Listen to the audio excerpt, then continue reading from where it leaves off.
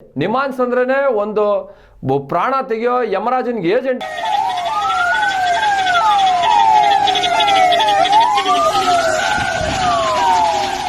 ಒಂದಾನೊಂದು ಕಾಲದಲ್ಲಿ ತಲೆ ಕೆಟ್ಟವ್ರು ಮಾತ್ರ ನಿಮಾನ್ಸ್ ಹಾಸ್ಪಿಟ್ಲ್ಗೆ ಬರ್ತಾ ಇದ್ರು.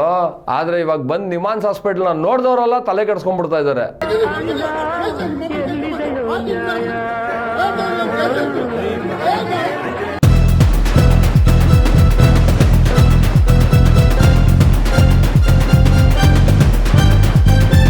ಇಲ್ಲಾಂದ್ರೆ ರುದ್ರಭೂಮಿನ ಅದ್ರ ಪಕ್ಕದಲ್ಲೇ ಕಟ್ಸ್ಬಿಡ್ರಿ.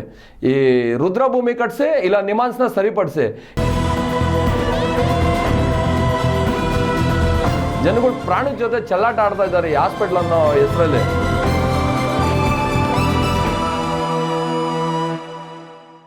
ಇಂಚುತ್ತಾದ್ರೂ ನಾಚಿಕೆ ಮಾನ ಮರ್ಯಾದೆ ಏನಾಯಿದ್ರೆ ಫಸ್ಟ್ ರೋಡ್ನ ಸರಿಪಡಿಸಿ. MP ಸಾಹೇಬರು ನಿಮಾನ್ಸ್ ಬಗ್ಗೆ ಏನೋ ಮಾತಾಡಿದ್ರು. ನಿಮಾನ್ಸಲ್ಲಿ ವೆಂಟಿಲೇಟರ್ಗಳು ICUಗಳೆಲ್ಲ ಇನ್ಕ್ರೀಸ್ ಮಾಡ್ತೀನಿ ಅಂತ ಹೇಳ್ಬಿಟ್ಟು ಅದು ಬರೀ ಮಾತುಗಷ್ಟೇ. ಇವ್ರು ಗೆದ್ಮೇಲೆ ನಾನು ದೇವರಾಣೆ ಅವ್ರನ್ನ ನೋಡೇ ಇಲ್ಲ. ನಮಸ್ಕಾರ, ನಾನು ಮಂಜುನಾಥ್ ವೀರ ಕನ್ನಡಿಗ ಅಂತ. ಇವತ್ತು ನಾನು ಒಂದು ಕುಖ್ಯಾತಿ ಪಡೆದಿರೋಂಥ ವಿಷಯದ ಬಗ್ಗೆ ನಾನು ಮಾತಾಡೋಕ್ಕೆ ಇಷ್ಟಪಡ್ತೀನಿ. ಈ ವಿಡಿಯೋ ಡೈರೆಕ್ಟಾಗಿ ನಮ್ಮ ಆರೋಗ್ಯ ಸಚಿವರಾದಂಥ ದಿನೇಶ್ ಗುಂಡೂರಾವ್ ಅವರಿಗೆ ಅವ್ರ ಪಾದಕ್ಕೆ ಅರ್ಪಣೆ ಅಂತ ಹೇಳಿ ನಾನು ಹೇಳೋಕ್ಕೆ ಇಷ್ಟಪಡ್ತೀನಿ. ಯಾಕಂದರೆ ನಿಮಾನ್ಸ್ ಹಾಸ್ಪಿಟಲ್ ಅಂದರೆ ಇಡೀ ಏಷ್ಯಾಗೆ ದೊಡ್ಡ ಹಾಸ್ಪಿಟ್ಲು. ಇಡೀ ಏಷ್ಯಾನಲ್ಲಿ ದೊಡ್ಡ ಹಾಸ್ಪಿಟ್ಲು, ತಲೆಗೆ ನ್ಯೂರೋ ಸೆಂಟ್ರು, ಇದೆಲ್ಲ ನಿಮಾನ್ಸೇ.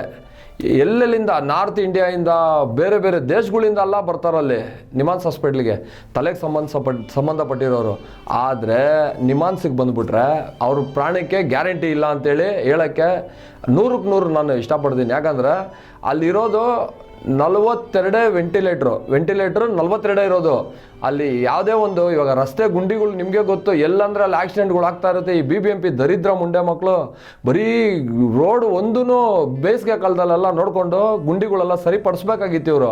ಆದರೆ ಮಳೆಗಾಲ ಬಂದ್ರೂ ಗುಂಡಿಗಳು ಸರಿಪಡಿಸ್ತೀರಾ, ಗುಂಡಿಗಳೆಲ್ಲ ಹಾಳಾಗಿ ಇವಾಗೆಲ್ಲ ಏನೇ ಆಕ್ಸಿಡೆಂಟ್ ಕೇಸ್ಗಳು ದಿನ ಬೆಳಗಾದ್ರೆ ಒಂದು 15-20 ನಿಮಾನ್ಸ್ ಹಾಸ್ಪಿಟ್ಲಿಗೆ ಬರ್ತಾನೆ ಇರುತ್ತೆ. ತಲೆಗೆಟ್ಟು ಬಿದ್ದಿರೋರು, ಕೈಕಾಲು ಮುರ್ಕೊಂಡ್ರೋರು ಬರ್ತಾನೆ ಇರುತ್ತೆ.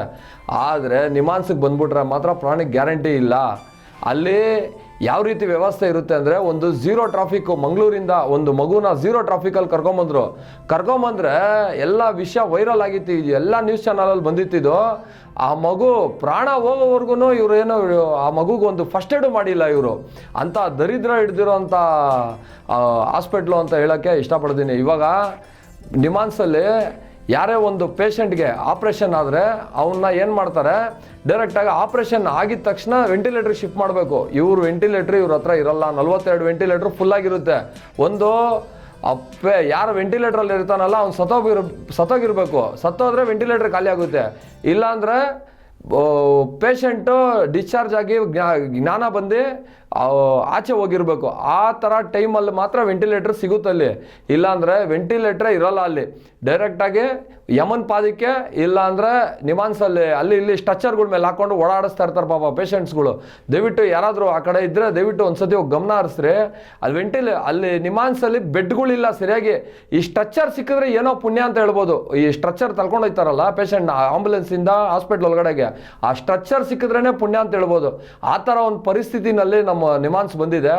ಯಾಕಂದರೆ ಅದು ಸ್ಟೇಟ್ ಗೌರ್ಮೆಂಟ್ ಅಲ್ಲ, ಸೆಂಟ್ರಲ್ ಗೌರ್ಮೆಂಟು ಅಂತೇಳ್ಬಿಟ್ಟು ಅವ್ರಿಗೆ ದುರಾಂಕಾರ ಜಾಸ್ತಿ. ಈಗ ಯಾರೇ ಅಲ್ಲಿ ಡೈರೆಕ್ಟರ್ಗಳು ಯಾರೇ ಚೇಂಜ್ ಆದ್ರೇನೋ ಯಾರ ಮಾತು ಕೇಳಲ್ಲ ಅಲ್ಲಿ. ಯಾರೇ ರಾಜಕಾರಣಿಗಳು, ಯಾರು ಇಲ್ಲಿರೋ ಲೋಕಲ್ MLAಗಳೆಲ್ಲ, ನಾನು ಸಿಕ್ಕಾಪಟ್ಟೆ ಸತಿ ಟ್ರೈ ಮಾಡಿದ್ದೀನಿ.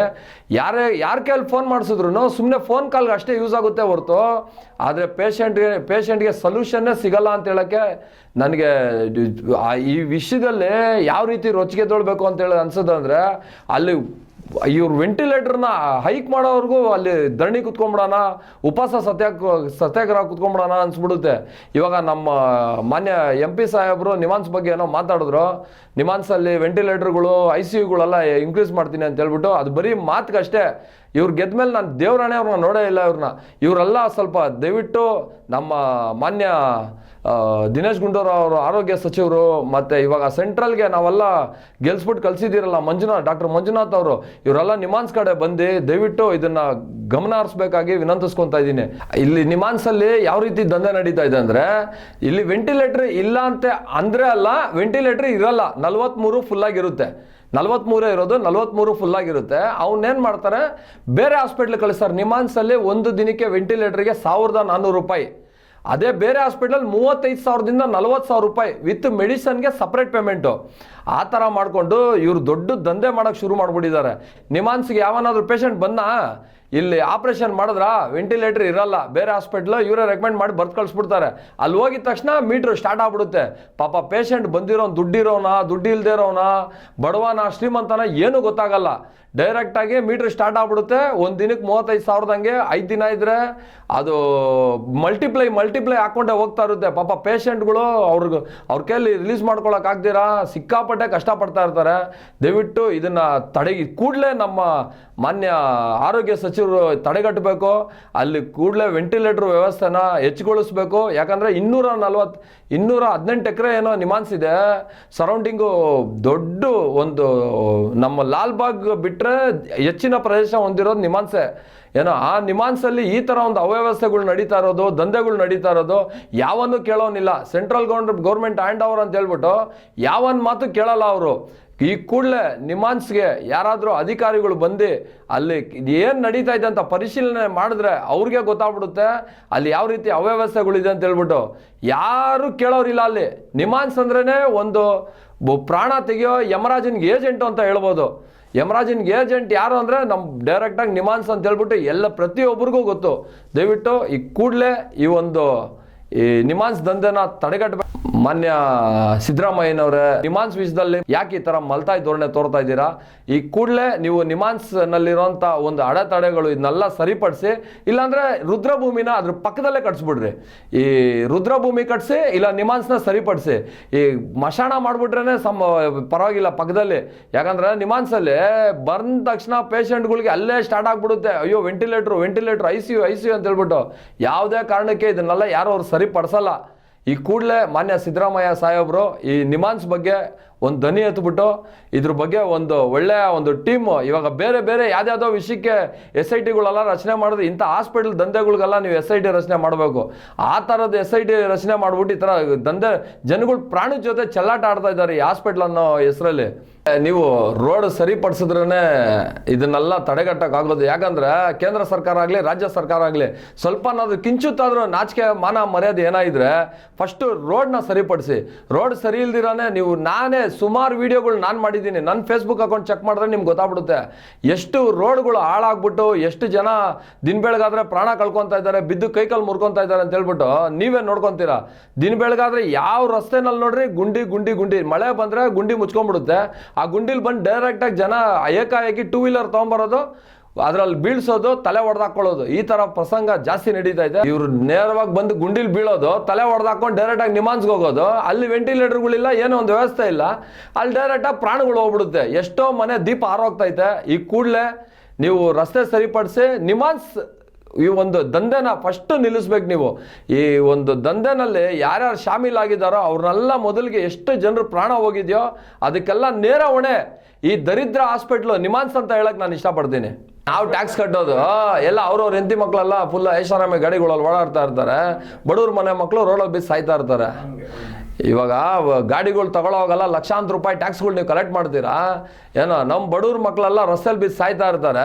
ರಾಜಕಾರಣಿಗಳು ನಿಮ್ಮ ಮಕ್ಕಳೆಲ್ಲ ಆರಾಮಾಗಿ ಐಷಾರಾಮಾಗಿ ಕಾರ್ಗಳಲ್ಲಿ ಆರಾಮಾಗಿ ಓಡಾಡ್ತಾ ಇರ್ತಾರೆ. ಆ ಕಾರ್ಗಳಲ್ಲಿ ಎಂಥ ಗುಡ್ಡಿನ ಇಳಿಸಿದ್ರು ನಿಮ್ಗೇನು ಒಳಗಡೆ ಹೊಟ್ಟೆಲಿರೋ ನೀರು ಅಲ್ಲಾಡಲ್ಲ. ಆದರೆ ಬಡವ್ರದ್ದು ಪ್ರಾಣಗಳು ಹೊಂಟೋಯ್ತಾ ಇದೆ, ಡೈರೆಕ್ಟಾಗಿ ಪ್ರಾಣಗಳು ಹೋಗ್ಬಿಡ್ತಾ ಇದೆ. ಇದ್ರ ಬಗ್ಗೆ ಯಾರು ಗಮನ ಹರಿಸ್ತಾ ಇಲ್ಲ. ಈ ಕೂಡಲೇ ನಮ್ಮ ಟ್ಯಾಕ್ಸ್ ಹಣದಲ್ಲಿ ನಮ್ಮ ರಸ್ತೆಗಳನ್ನ ಸರಿಪಡಿಸಿ ನಮ್ಮ ಬಡವ್ರ ಮಕ್ಕಳು ಪ್ರಾಣನ ಉಳಿಸಿ. ಇವಾಗ ನಾನು ಹಾಸ್ಪಿಟ್ಲ್ ಸಿಬ್ಬಂದಿ ಒಬ್ಬರಿಗೆ ಕರೆ ಮಾಡ್ತೀನಿ. ಅಲ್ಲಿ ಏನು ಅವ್ಯವಸ್ಥೆ ಇದೆ ಅಂತ ಅವ್ರ ಬಾಯಿನಲ್ಲೇ ಮಾತಾಡ್ತಾರೆ. ಅವ್ರು ಕೇಳಿಸ್ಕೊಳ್ರಿ.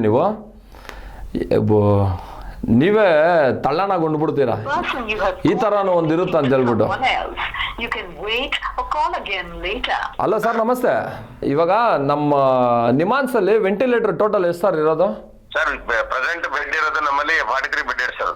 40 ಸರ್. ಎಷ್ಟು ಎಕರೆ ಸರ್ ನಿಮಾನ್ಸ್ ಇರೋದು? ಎಷ್ಟು ಎಕರೆ ಸರ್? 131 ಎಕರೆ. 131 ಎಕರೆ. 131 ಎಕರೆ ಇರೋಂಥ ಏಷ್ಯಾನಲ್ಲೇ ದೊಡ್ಡ ಹಾಸ್ಪಿಟ್ಲಲ್ಲಿ 43 ವೆಂಟಿಲೇಟರ್ ಇರೋದು. ಇವಾಗ ಯಾರೇ ರೋಡಲ್ಲಿ ಆಕ್ಸಿಡೆಂಟ್ ಆಗಿ ಆ ಥರ ಎಲ್ಲ ಬಂದಾಗ ಅಲ್ಲಿ ಇಮಿಡಿಯೇಟ್ ವೆಂಟಿಲೇಟರ್ ಬೇಕಂದ್ರೆ ಏನು ಸರ್ ವ್ಯವಸ್ಥೆ ಆಮೇಲೆ? ವೆಂಟಿಲೇಟರ್ ಇದ್ರೆ ಡೈರೆಕ್ಟ್ ತಗೊಂಡ್ಬಿಡ್ತಾರೆ ಸರ್, ಏನು ಕಾಯಂತ ಅವಶ್ಯಕತೆ ಇರಕ್ಕಲ್ಲ. ಹಾಂ, ವೆಂಟಿಲೇಟರ್ ಯಾವಾಗಲೂ ಫುಲ್ಲಾಗೇ ಇರುತ್ತಲ್ಲ ಸರ್, ಆಪ್ರೇಷನ್ಗಳು ಆಗೋರು ಅವರು ಇವರು ಯಾವಾಗೂ ಫುಲ್ಲಾಗೇ ಇರುತ್ತಾನೆ? ಯಾವಾಗಲೂ ಇರ್ತದೆ.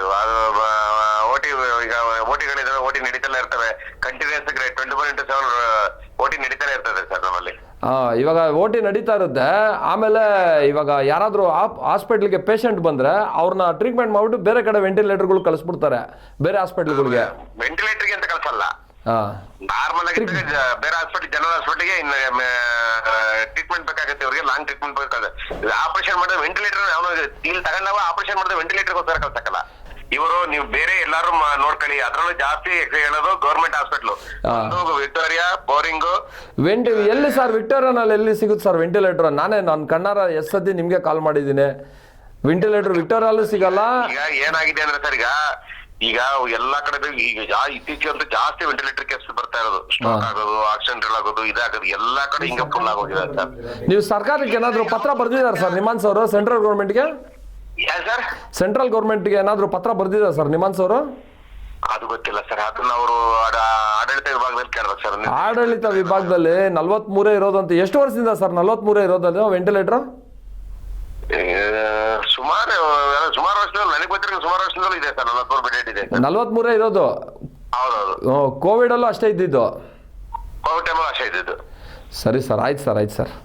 ಹಾಂ ಸರ್. ಇದು ನಿಮ್ಮ ಕಣ್ಣಾರ ಪ್ರತ್ಯಕ್ಷ ನಿಮಾನ್ಸಲ್ಲಿ ಒಂದು ಆಡಳಿತ ವಿಭಾಗದಲ್ಲಿರೋಂಥ ಒಂದು ವ್ಯಕ್ತಿ ಹತ್ರ ನಾನು ಕಾಲ್ ಮಾಡಿ ಮಾತಾಡಿದ್ದು. ಯಾವುದೇ ಕಾರಣಕ್ಕೂ ನಿಮಾನ್ಸಲ್ಲಿ 43 ವೆಂಟಿಲೇಟರ್ ಬಿಟ್ಟರೆ ಬೇರೆ ವೆಂಟಿಲೇಟರ್ಗಳು ಇಲ್ಲ. ಇಲ್ಲಿ ಪ್ರಾಣಕ್ಕೆ ಯಾವುದೇ ಒಂದು ಗ್ಯಾರಂಟಿ ಇಲ್ಲ.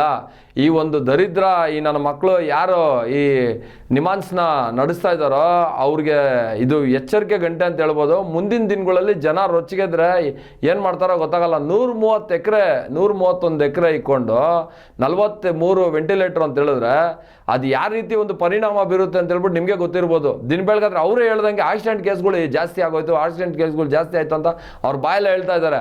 ಹಗಲು ರಾತ್ರಿ ಬರುತ್ತೆ ಆಕ್ಸಿಡೆಂಟ್ ಕೇಸ್ಗಳಲ್ಲಿ, ಹಗಲು ರಾತ್ರಿ. ಚಿತ್ರದುರ್ಗದಿಂದ ದುರ್ಗದಿಂದ ಬರ್ತಾರೆ ಆಕ್ಸಿಡೆಂಟ್ ಆಗಿರೋರು.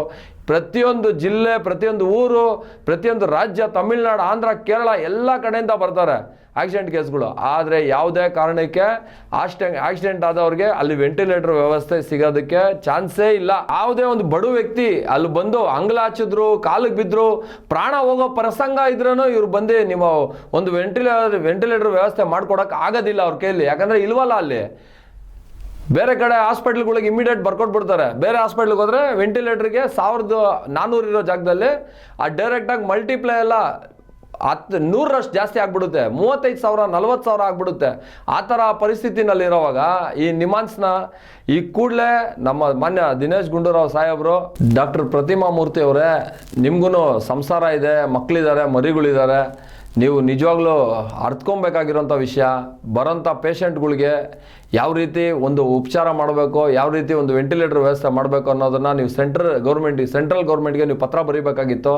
ಇವಾಗಾದರೂ ಎಚ್ಚೆತ್ಕೊಳ್ರಿ. ಈ ನಮ್ಮ V2 ನ್ಯೂಸ್ ಚಾನಲ್ ಮುಖಾಂತರ ಇವತ್ತು ನಿಮಗೆ ಇದನ್ನು ನಿಮ್ಗೆ ಗೊತ್ತಿಲ್ಲ ಅನಿಸುತ್ತೆ ಪಾಪ, ಯಾಕಂದರೆ ನೀವೆಲ್ಲ AC ರೂಮ್ಗಳಲ್ಲಿ ಇರ್ತೀರಾ, ನಿಮ್ಗೆ ಗೊತ್ತಿಲ್ಲ ಅನಿಸುತ್ತೆ. ಈ ಕೂಡಲೇ ಈ ನ್ಯೂಸ್ನ ನೀವು ನೋಡಿದ ತಕ್ಷಣ ನೀವು ಸೆಂಟ್ರಲ್ ಗೌರ್ಮೆಂಟಿಗೆ ಬರೀರಿ. ಬೇರೆದಕ್ಕೆ 1000 ಕೋಟಿ 2000 ಕೋಟಿ ಲಕ್ಷ ಕೋಟಿಗಳೆಲ್ಲ ಇದು ಮಾಡೋದು. ಜನರು ಪ್ರಾಣ ಉಳ್ಸೋಕ್ಕೆ ಫಸ್ಟು ವೆಂಟಿಲೇಟರ್ಗಳನ್ನ ಮಾಡಿರಿ. ವೆಂಟಿಲೇಟರ್ಗಳು ಮಾಡಿ ನೀವು ನೇರವಾಗಿ ಜನರ ಪ್ರಾಣ ಉಳಿಸೋವಂಥ ಒಂದು ಕಾರ್ಯ ಮಾಡಬೇಕಾಗಿ ಪ್ರತಿಮಾ ಮೂರ್ತಿ ಅವ್ರ ಹತ್ರ ನಾನು ವಿನಂತಿಸ್ಕೊತಾ ಇದ್ದೀನಿ. ಈ ಕೂಡಲೇ ಈ V2 ಸೂರ್ಯ ಅವ್ರದ್ದು ಈ ನ್ಯೂಸ್ ಚಾನಲ್ದು ಆಡಿಯೋ ಕ್ಲಿಪ್ ಹೆಂಗಾದರೂ ನಿಮ್ಮ ಹತ್ರ ಬರುತ್ತೆ, ಯಾರಾದರೂ ನಿಮ್ಮವ್ರಿಗೂ ತಲುಪಿಸ್ತಾರೆ. ಏನೋ ನಿಮಗೆ ಲ್ಯಾಂಗ್ವೇಜ್ ಪ್ರಾಬ್ಲಮ್ ಆದರೂ ಪರವಾಗಿಲ್ಲ, ನಿಮ್ಗೆ ಯಾರನ್ನಾದರೂ ಕುಣಿಸ್ಕೊಂಡು ಅರ್ಥೈಸ್ಕೊಳ್ರಿ. ನಿಮಾನ್ಸ್ ಅಂತ ಬಂದಿದ ತಕ್ಷಣ ನೀವು ಇದನ್ನ ನೋಡಲೇಬೇಕು ಈ ವಿಡಿಯೋನ, ಅರ್ಥ ಆಯ್ತಾ? ಈ ಕೂಡಲೇ ವೆಂಟಿಲೇಟರ್ ವ್ಯವಸ್ಥೆ ಮಾಡಿಸ್ರಿ. ವೆಂಟಿಲೇಟರ್ ವ್ಯವಸ್ಥೆ ಮಾಡಿ ಜನರುಗಳ ಪ್ರಾಣ ಉಳಿಸಿ. ಏನೋ ನಿಮಾನ್ಸ್ ಅಂತ ಸಂಜೀವಿನಿಯಾಗಿ ನೀವು ಕೆಲಸ ಮಾಡಬೇಕು. ನಿಮಾನ್ಸ್ ಅಂದರೆ ಸಂಜೀವಿನಿಯಾಗಿ ಕೆಲಸ ಮಾಡಬೇಕು. ಈ ಪ್ರಾಣ ತೆಗೆಯೋ ಯಮನ್ ಏಜೆಂಟ್ ಆಗಿ ಕೆಲಸ ಮಾಡಬಾರ್ದು. ಅಲ್ಲಿ ನಿಮಾನ್ಸಲ್ಲಿ ನಾನು ನೋಡ್ದಂಗೆ ನೀವು ಯಾರಾದರೂ ಆ ಕಡೆ ಬಂದಾಗ ನೀವು ನೋಡ್ರಿ ಸ್ಟ್ರಕ್ಚರ್ ಮೇಲೆ ಮಲಗಿಸ್ಕೊಂಡು ಟ್ರೀಟ್ಮೆಂಟ್ ಮಾಡ್ತಾ ಇರ್ತಾರೆ, ನೆಲದ ಮೇಲೆ ಮಲಗಿಸ್ಕೊಂಡು ಟ್ರೀಟ್ಮೆಂಟ್ ಮಾಡ್ತಾ ಇರ್ತಾರೆ, ಆಚೆ ಆಂಬುಲೆನ್ಸಲ್ಲೇ ಟ್ರೀಟ್ಮೆಂಟ್ ಮಾಡ್ತಾ ಇರ್ತಾರೆ. ಒಳಗಡೆ ಅಷ್ಟು 131 ಎಕರೆ ಜಾಗ ಇದ್ಮೇಲೆ ಇವ್ರು ಏನಕ್ಕೆ ಈ ಸ್ಟ್ರಕ್ಚರ್ ಮೇಲೆ, ನೆಲದ ಮೇಲೆ ಮತ್ತು ಈ ಆಂಬುಲೆನ್ಸ್ಗಳಲ್ಲಿ ಆಚೆ ಬಂದು ಈ ಅಂಥ ಅವ್ಯವಸ್ಥೆಗೆ ಒಂದು ಆಗರ ಆಗಿದೆ ನಿಮಾನ್ಸು. ಅಷ್ಟೆಲ್ಲ ಸುಮ್ಮನೆ ವೇಸ್ಟ್ ಲ್ಯಾಂಡ್ ಇಕ್ಕೊಂಡಿದ್ದಾರೆ ಅವರು. ಅಷ್ಟೊಂದು ಜಾಗ ಇಕ್ಕೊಂಡು ಇವ್ರ ಜನಗಳನ್ನೆಲ್ಲ ಎತ್ಕೊಂಡ್ಬಂದು ನೆಲದ ಮೇಲೆ ಮಲ್ಸ್ಕೊಂಡು ಟ್ರೀಟ್ಮೆಂಟ್ ಮಾಡೋದೇನೋ, ಇವ್ರು ಸ್ಟ್ರಕ್ಚರ್ಗಳ ಮೇಲೆ ಮಲ್ಕೊಂಡು ಟ್ರೀಟ್ಮೆಂಟ್ ಮಾಡೋದೇನೋ, ಅದು ಸಾಲದೇ ಇರೋದಕ್ಕೆ ಆಂಬುಲೆನ್ಸ್ಗಳಲ್ಲೇ ಟ್ರೀಟ್ಮೆಂಟ್ ನಡೀತಾ ಇರುತ್ತೆ. ಅಲ್ಲಿ ಹೋದ್ರೆ ನಿಮಗೆ ನಿಜವಾಗ್ಲೂ ಕಣ್ಣಲ್ಲಿ ರಕ್ತ ಬಂದ್ಬಿಡುತ್ತೆ. ಜನ ಆಚೆ ಕುತ್ಕೊಂಡು ಅವ್ರಿಗೊಂದು ಕುತ್ಕೊಳ್ಳೋಕೆ ವ್ಯವಸ್ಥೆ ಇಲ್ಲ ಅಲ್ಲಿ. ಅಷ್ಟು 130 ಎಕರೆ ಏನಕ್ಕೆ ಇಕ್ಕೊಂಡವ್ರೋ ಗೊತ್ತಿಲ್ಲ. ಇವರು ಕುತ್ಕೊಳ್ಳೋಕೆ ವ್ಯವಸ್ಥೆ ಇಲ್ಲ ಜನಗಳಿಗೆ, ಒಂದು ಊಟದ ವ್ಯವಸ್ಥೆಗೆ ಅಲ್ಲಿ ಯಾವುದೋ ಒಂದು ಒಳ್ಳೆ ಕ್ಯಾಂಟೀನ್ಗಳಿಲ್ಲ, ಎಲ್ಲ ವ್ಯವಸ್ಥೆ. ಪ್ರತಿಮಾ ಮೂರ್ತಿ ಅವರು ಈ ಕೂಡಲೇ ಇದನ್ನೆಲ್ಲ ಸರಿಪಡಿಸಿಲ್ಲ ಅಂದರೆ ನಿಜವಾಗ್ಲೂ ನಮ್ಮ ಕರ್ನಾಟಕದ ಜನ ಏನೋ ಆ ಥರ ಏನು ಇದೆಲ್ಲ ಮುಂದಿನ ದಿನಗಳಲ್ಲಿ ಉಗ್ರವಾದ ಹೋರಾಟ ಮಾಡ್ತೀರಿ. ಸೆಂಟ್ರಲ್ ಗೌರ್ಮೆಂಟ್ ಅವ್ರಿಗೆ ಇದನ್ನು ಸುದ್ದಿ ಮುಟ್ಸೋರ್ಗೂ ಬಿಡಲ್ಲ. ಒಂದಾನೊಂದು ಕಾಲದಲ್ಲಿ ತಲೆ ಕೆಟ್ಟವ್ರು ಮಾತ್ರ ನಿಮಾನ್ಸ್ ಹಾಸ್ಪಿಟ್ಲಿಗೆ ಬರ್ತಾಯಿದ್ರು. ಆದರೆ ಇವಾಗ ಬಂದು ನಿಮಾನ್ಸ್ ಹಾಸ್ಪಿಟ್ಲನ್ನ ನೋಡಿದವರೆಲ್ಲ ತಲೆ ಕೆಡಿಸ್ಕೊಂಡ್ಬಿಡ್ತಾ ಇದ್ದಾರೆ. ಆ ಥರ ಒಂದು ಪರಿಸ್ಥಿತಿ ಆಗಿದೆ.